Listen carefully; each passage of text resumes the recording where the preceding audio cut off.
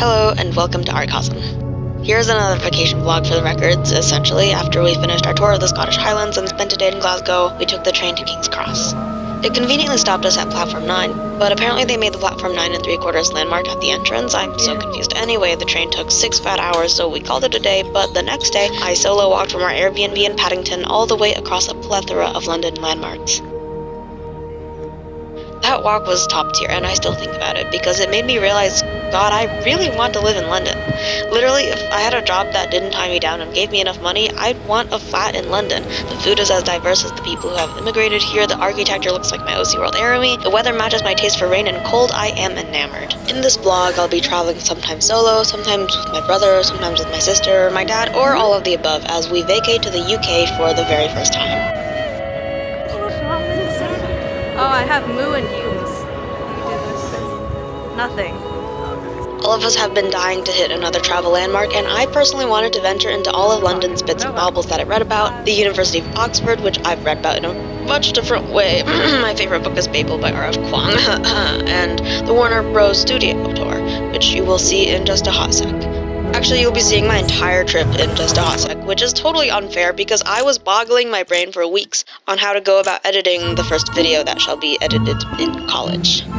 Here's a hello from voiceover Ari on my couch in the Brown Campus Center right now. The first set ever constructed for filming, and as I'm sure you can tell, one of the largest. This set stood for almost 10 years in a soundstage just over that road. But also a hello from Vacation Ari from the Warner Bros. Studio.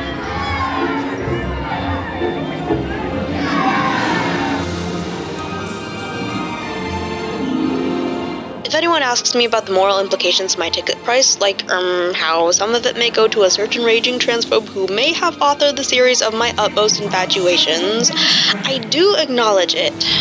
But to my heart emoji delight, the entire studio tour did not mention J.K. Rowling at all. Instead, they celebrated the artists who grinded tooth and nail to stitch movie magic into reality.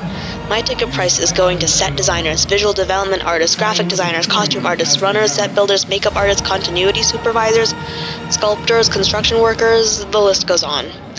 Also, they had a sick-ass Triwizard tournament feature going on with some very cool ballet dancers, so there is that too. There is also the hour-long shuttle ride that reserved my ticket too. But yes, everything in the Harry Potter movies was handmade, from the Gryffindor common room to Diagon Alley, from platform 9 3/4 to Gringotts Bank. All of the shots filmed on location had original models for the majority of the filming to happen right where I stood at Warner Bros. Studios. There's something about a community who grew up together in Leavesden, England that made this place their own with a high-mind creative vision, made that shit go viral, and built a museum out of their childhood that screams, I want to spend forever in this place to pay my respects. I started reading the Harry Potter books in 3rd grade, and while I never revisited the flashlight under my bed, I rewatched the movies until every scene was Elmer's glued to my hippocampus. You're still here, are you? Yes.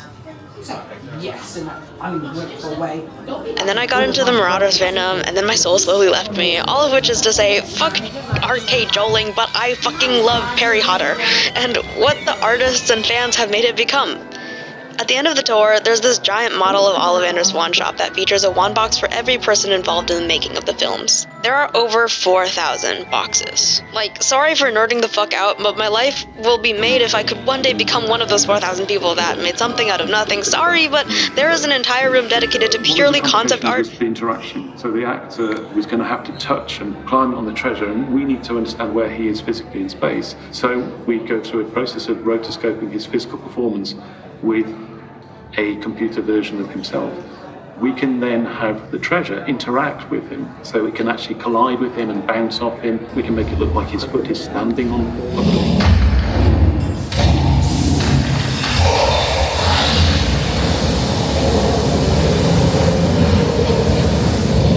and a model of the art director Stuart Craig's studio with literal millions of floor plans of every single Hogwarts building plastered on the walls. Sorry, but Mina Lima are a graphic designer duo who drew the Marauders map, every Weasley's Wizard Wheezes product, every Daily Prophet edition, every Honeyduke's product packaging, and every instance of whimsy within the entire series. Sorry, but this studio tour cemented every atom of my being into a small part of a whole.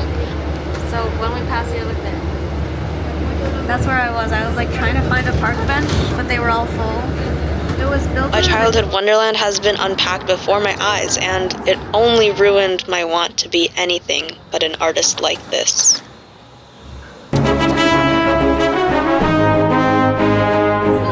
Oh, it's just a filming camera. That's so cool! That's so neat!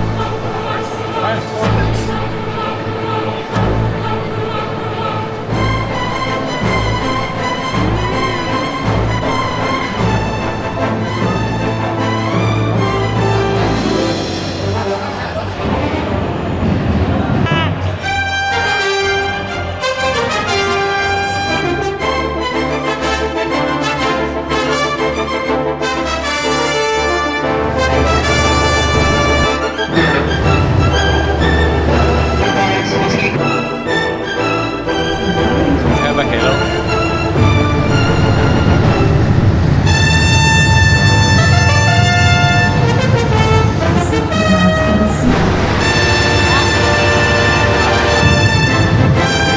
Here is za'atarn. We have the spice focaccia and the nitrogen soup fragrance. Would you like some condiments? Like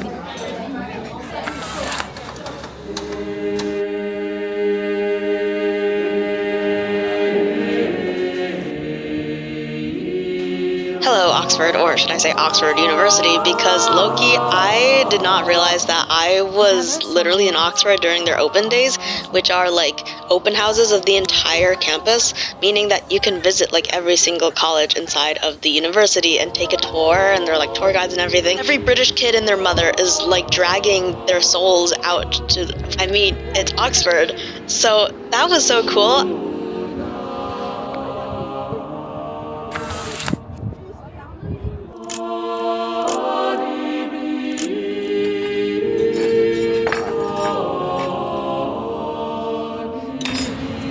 Having already gotten into college, I was basically just masquerading as a prospective student, and I was like, oh my god, yeah, I'm totally interested in applying to your college. They totally rejected me. This is actually so crazy. I actually like my life a lot better now because, like, the dining situation is crazy. There's, like, formal nights. They serve us tea and cookies and unseasoned shit, and it's so, like, overly formal and zhuzhed up that it honestly really intimidated me. I feel like such an imposter there. I cannot act like a British person to save my life. Also, these kids are pampered. Like, we're talking their dorms have like a living room with tea. It gets cleaned every other day, and they have their own bed and shower. My dorm's already really nice, and we have communal bathrooms on a coat floor. The city of Oxford itself is super nice. It's like a small, cozy city. We took a lot of walks, yapped a lot with my sister and brother. I drank can get that. six I drank barrels of milk. many barrels of milk from there. Had a lot of Palestinian food. I love Palestinian food so much. I think it's my favorite cuisine. As the vlog is coming to a close, I just want to say that you guys are so goated for watching all of my silly little travel things. I will take a pause on the travel vlogs simply because if I don't get my like orientation stuff out by 2026, I will tweak the fuck out. I did go to Japan and China, but those are probably coming out way later. I'm going to take a U-turn and focus on life in college because college is probably the wildest time of my life. But anyway, you'll see that in the next video. So stay tuned. Thank you so much, and I will see you. Bye bye. Thank you.